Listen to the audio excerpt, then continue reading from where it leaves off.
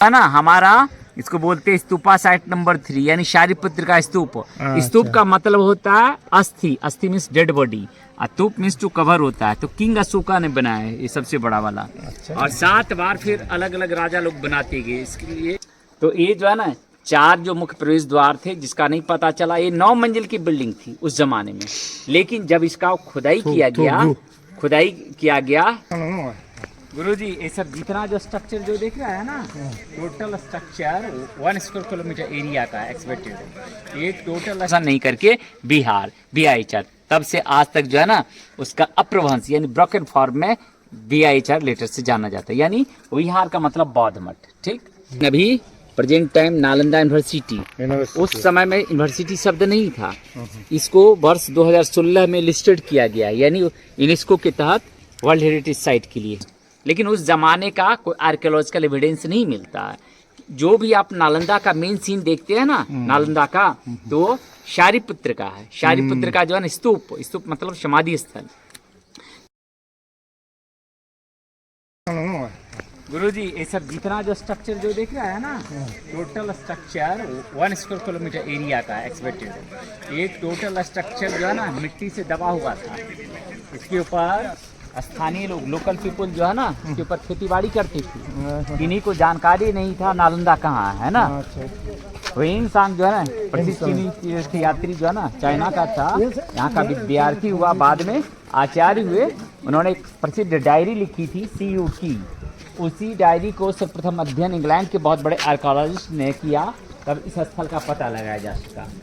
ठीक, इधर आने के टाइम हाँ, कितना 7वीं शताब्दी में 7th सेंचुरी AD में आया था, जब मगध का राजा हर्षवर्धन था ना, तब वो पैदल यात्रा करके चीन से नालंदा आए थे ना। मगध का राजा, हाँ मगध ओ राजा हर्षवर्धन। थोड़ा भैया थोड़ा सा साइड में जरा। ये देखिए विहार संख्या 5 है। विहार मतलब बौद्ध मठ, जहाँ की बौद्ध भिक्षुओं के लिए एकोमोडेशन यानी छात्रावास की व्यवस्था थी, जहाँ की उनके लिए जो है ना पढ़ाई की व्यवस्था थी, यानी क्लासेज ऑर्गेनाइज होता था, यानी लेक्चर हॉल थे, और उसके अंदर वो लोग विपश्यना का अभ्यास करते थे। वैसे स्थल को विहार बताया गया। और उसी विहार सबसे जो है अभी विहार राज BIHR है ना, और इस विहार राज में बहुत सारे विहार होते थे। पहले लोग जो है ना बुद्ध की शिक्षा से लोग हाईली इंस्पायर्ड थे, और दैनिक जीवन में डेली लाइफ में उसको फॉलो करते थे, यानी बुद्ध की शिक्षा को। तो यहाँ जो है ना जब ब्रिटिश आर्कियोलॉजिस्ट जब इन सभी स्थलों का विहार राज में जो बौद्ध धर्म से तीर्थ स्थल जो जुड़े हुए थे, उनका जब उसका उत्खनन किया, तब उस सही शब्द विहार का सही से प्रोनाउंसिएशन नहीं करके बिहार BIHR तब से आज तक जो है ना उसका अप्रभंश यानी ब्रोकन फॉर्म में BIHR लेटर से जाना जाता है, यानी विहार का मतलब बौद्ध मठ। ठीक, इसके दीवार को काट कर रास्ता बनाया गया। ठीक, पर्यटकों के लिए। यहाँ 4 मुख्य प्रवेश द्वार थे, लेकिन उसका कोई पता नहीं चला, चारों अलग अलग दिशाओं में। लेकिन सिर्फ तिब्बतन एजुकेशन कल्चर का रेफरेंस आता है। उत्तरी द्वार पर नरोपा, बहुत बड़े जो है ना बौद्ध लामा जी थे विद्वान, उनके शिष्य दक्षिणी द्वार पर तिलोपा हुआ करते थे, और बाकी अन्य द्वारों का कोई चर्चा नहीं मिलता है। ठीक, तो ये जो है ना 4 जो मुख्य प्रवेश द्वार थे, जिसका नहीं पता चला। ये 9 मंजिल की बिल्डिंग थी उस जमाने में, लेकिन जब इसका खुदाई किया गया तो ये 3 मंजिल की बिल्डिंग प्राप्त हुई। सबसे पहले इसको कुमारगुप्त प्रथम राजा जो है ना इसकी स्थापना की थी, जो अब तक का पुरातत्व विभाग का जो एविडेंस जो साक्ष्य मिलता है 5th सेंचुरी AD, यानी आज से लगभग 1600 वर्ष पहले कुमारगुप्त के द्वारा इसको स्थापना की। लेकिन उससे भी पहले इसका इतिहास बताया जाता है किंग अशोका के ज़माने से, लेकिन उस ज़माने का कोई आर्कियोलॉजिकल एविडेंस नहीं मिलता है। जो भी आप नालंदा का मेन सीन देखते हैं ना नालंदा का, तो शारिपुत्र का है। शारिपुत्र का जो है ना स्तूप मतलब समाधि स्थल, तो वो किंग अशोका ने बनाया। फिर उसके बाद 7 बार अलग अलग लोग राजा लोग बनाते गए, तो इसकी ऊंचाई बढ़ते गई। फिर इसके ऊपर यानी उस समाधि स्थल यानी स्तूप के ऊपर जो है ना देवपाल राजा 9वीं शताब्दी 9th सेंचुरी AD में विशालकाय बुद्ध का मंदिर बनाया, जो नालंदा का मेन अट्रैक्शन रहा ना। तो नालंदा में जो है ना 2 बुद्ध के प्रिय शिष्य थे। पहला शिष्य का नाम था शारिपुत्र और दूसरा का महामोदगल। दोनों का नालंदा के अलग अलग स्थानों में जन्म एक ही दिन हुआ था। दोनों ब्राह्मण परिवार से आते थे। शारिपुत्र का जो है ना वास्तविक नाम उपतिश के नाम से जाने जाते थे, उपतिश। लेकिन उनका नालंदा के नालक ग्राम नाम के स्थान में जन्म हुआ था। उनकी माँ का नाम था रूपसारी, इसलिए उनको प्यार से शारिपुत्र भी पुकारा जाता था। वह नालंदा महाविहार के बौद्ध भिक्षु संघ के धम्म सेनापति बुद्धिस्ट मॉन्क इन चीफ थे, जिनका प्रज्ञा विजडम नॉलेज में महारत हासिल था। इसीलिए उन्हें बौद्ध धर्म में बुद्ध के बाद सर्वोपरि स्थान माना जाता है। Right hand of the Buddha, भगवान बुद्ध का दाहिना हाथ बताया गया। उनका जिस कमरे में जन्म हुआ उसी कमरे में उनकी निर्वाण की प्राप्ति हुई। और दूसरा जो है ना, भगवान बुद्ध के जो प्रिय शिष्यों में से एक थे महामोदगल, जिनको left hand of the Buddha, भगवान बुद्ध का बायां हाथ बताया गया, जिनका नालंदा के कोलित नाम के स्थान में जन्म हुआ था। उनकी माँ का नाम था मोगली, इसलिए मोगली पुत्र भी उनको प्यार से पुकारा जाता था। उनके पास जो है ना जादुई शक्तियां थी, मैजिकल पावर था। उनके पास बताया जाता है कि 80 जो है ना सुपर नेचुरल पावर था, यानी जिसकी वजह से जब भी वो ध्यान लगाते, जब भी वो चाहते, ध्यान के बदौलत आसमान में उड़ जाते थे।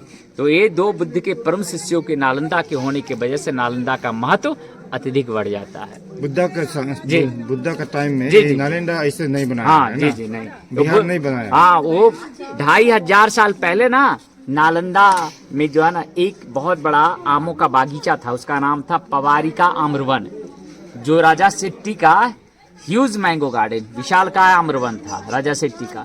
यहाँ के स्थानीय शव जो है ना व्यापारी जो है ना खरीद कर राजा शेट्टी से विशालकाय आम्रवन, पवारिका आम्रवन भगवान बुद्ध को दान स्वरूप भेंट किया गया था। भगवान बुद्ध का बहुत ही प्रिय यानी स्थलों में से एक था पवारिका आम्रवन, यानी बिलव्ड प्लेस था। जब भी नालंदा में भ्रमण करते आते उसमें अवश्य ठहरते भगवान बुद्ध। और यहाँ के स्थानीय लोगों अपने धर्म अनुयायियों एवं शिष्यों को यानी इन्फ्लुएंस प्रोपेगेट करती थी, यानी धम्म देशना देती थी। उनके दिए गए धम्म देशना से लोग जो है ना लोग प्रभावित हो गए, होते गए। पहले एक विहार का निर्माण हुआ, जैसे जैसे उनके अनुयायियों शिष्यों की संख्या निरंतर बढ़ती गई, एक स्थल पे बहुत सारे विहारों का निर्माण हुआ, इसलिए इसका नामकरण नालंदा महाविहार हुआ। ठीक, ये जो है ना हम लोग देखते हैं ना विहार संख्या 5, इसके एक्सटर्नल पार्ट्स जो बाहरी जो है ना हम लोग स्ट्रक्चर देख रहे हैं ना, सभी हॉस्टल हैं, यानी छात्रावास। पहले कुमार गुप्त ने एक बिल्डिंग बनाई फॉर एग्जाम्पल, फिर इसके स्ट्रक्चर के ऊपर दूसरे राजा ने दूसरी बिल्डिंग बनाई, फिर तीसरे राजा ने फिर इसके ऊपर, यानी क्रमवार ढंग से एक बिल्डिंग के ऊपर दूसरे तीसरे, ये 9 मंजिल की बिल्डिंग। यहाँ 3 प्रमुख राजाओं का जो है ना प्रमुख योगदान, 5वीं शताब्दी में कुमारगुप्त प्रथम का, और 7वीं में राजा हर्षवर्धन का, और 9वीं में देवपाल राजा जो पूर्वी बंगाल के शासक हुए। तो कुमारगुप्त प्रथम के जमाने में जो है ना चीन से फाहियान आए थे पढ़ाई करने के लिए, फाहियान। और इसके बाद जो है ना 7वीं शताब्दी में जब मगध का राजा हर्षवर्धन जो कि कन्नौज के भी राजा थे, तो ह्वेनसांग 7वीं शताब्दी में 7th सेंचुरी AD में आया चीन से नालंदा। उनका आने का मुख्य मकसद था भगवान बुद्ध का जो है ना मूल शिक्षा का अधिक से अधिक अध्ययन करना था। और वो चीनी सरकार ने आने का अनुमति नहीं दिया, वह चोरी छुपे नदी नालों को पहाड़ों को क्रॉस करते हुए नालंदा आए। नालंदा में आने के बाद जो है ना यहाँ 4 मुख्य जो प्रवेश द्वार थे उस पे एक गेट कीपर होते थे, यानी दरबान, जो द्वार पंडित कहे जाते। सभी विद्यार्थियों का जो है ना मौखिक जांच परीक्षा लिया जाता था। तो 100 में से 80 विद्यार्थी जो है ना पास होते थे, यानी सेलेक्ट होते थे। 90 जो फेल हो जाते थे ना वो अपने अपने देश लौट के चले जाते थे। उसी प्रकार से ह्वेनसांग भी जब आए ना नालंदा, तो उनको भी ओरल टेस्ट फेस करना पड़ा। वह फर्स्ट अटेम्प्ट में वह फेल हो गए, सेकेंड अटेम्प्ट में वह सफल हो सके, तब इसमें उनका एडमिशन हो सका। इससे समझा जा सकता है कि जब गेटकीपर जब इतने विद्वान रहे होंगे, इसके आचार्य यानी प्रोफेसर कितने हाईली क्वालिफाइड रिनाउंड स्कॉलर रहे होंगे, ऐसा हम लोग इमेजिन कल्पना कर पाते हैं। ब्रिटिश ने बनाया। हाँ, ये जो है ना ये रिस्टोरेशन वर्क है। दीवार को जो काटा गया ना इसमें यानी बालू है, सीमेंट है, आयरन रड है ना, का प्रयोग किया गया बाद में ऊपर के स्ट्रक्चर को सपोर्ट देने के लिए, इसको रिस्टोरेशन वर्क बोलते हैं।